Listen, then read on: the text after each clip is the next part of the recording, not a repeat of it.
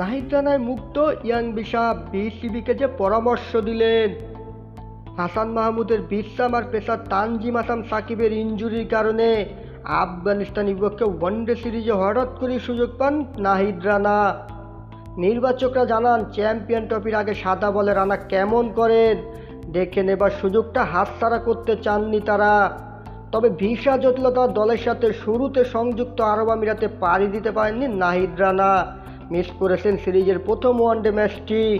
তবে শেষ ম্যাচে তাসকিনকে বিশ্রাম দিয়ে ঠিকই রানাকে প্রমাণ করার একটা সুযোগ দিয়েছে টিম ম্যানেজমেন্ট, আর সেই সুযোগটাকে দারুণভাবে কাজে লাগিয়েছেন নাহিদ রানা। এক ম্যাচে টিম ম্যানেজমেন্ট থেকে শুরু করে টাইগার ভক্ত এমনকি বিদেশি অনেক ক্রিকেটারের মন জয় করে নিয়েছেন চাঁপাইনবাবগঞ্জের এই পেসার। ম্যাচের দ্বিতীয় ওভারেই রানার হাতে বল তুলে দেন অধিনায়ক মেহেদী হাসান মিরাজ। শুরু থেকে দারুণ গতিতে বল করেন রানা। তার তৃতীয় ডেলিভারির স্পিড ছিল 148.7 কিলোমিটার। শারজার 16 উইকেটে গড়ে ঘন্টায় 145 কিলোমিটারের উপরে বোলিং করেছেন 22 বছর বয়সী এই তরুণ। ম্যাচের অষ্টম ওভারে করা দ্বিতীয় বলটি ছিল সবচেয়ে গতিময়। 150.9 কিলোমিটার গতিতে সেই ডেলিভারিটি করেন নাহিদ রানা, যা বাংলাদেশি কোনো ক্রিকেটারের করা দ্রুততম বল। ওই ওভারের চতুর্থ বলে সাদেকুল্লাহকে বোল করে ওয়ানডেতে প্রথম উইকেটে স্বাদ পান রানা। বলটার গতি ছিল 148.9 কিলোমিটার।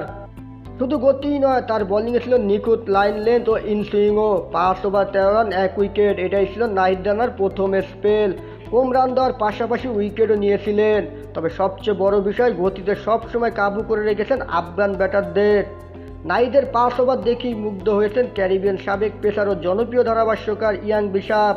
সামাজিক যোগাযোগ মাধ্যমে রানাকে ফিট রাখতে বিসিবিকে উদ্যোগী হওয়ার পরামর্শ দিয়েছেন তিনি। ইয়াং বিশাপ সামাজিক যোগাযোগ মাধ্যমে লেখেন, বাংলাদেশ এখন থেকেই সাবধানী হতে হবে, উদ্যোগ নিতে হবে। তাদের যে সামর্থ্য আছে তার মধ্যে থেকে সেরা স্ট্রেন্থ ও কন্ডিশনিং কোচ নিয়োগ দিতে হবে। নাহিদ রানাও তাদের পেস বোলিং গ্রুপের জন্য। রানার গতি খুবই প্রশংসনীয়। পরের 5 ওভারও সফল ছিলেন রানা। গুলবাদি নাইবের উইকেটও পেয়েছেন তিনি। 10 ওভার শেষে 40 রান ও 1 মেডেন শিকার করেছেন 2 উইকেট।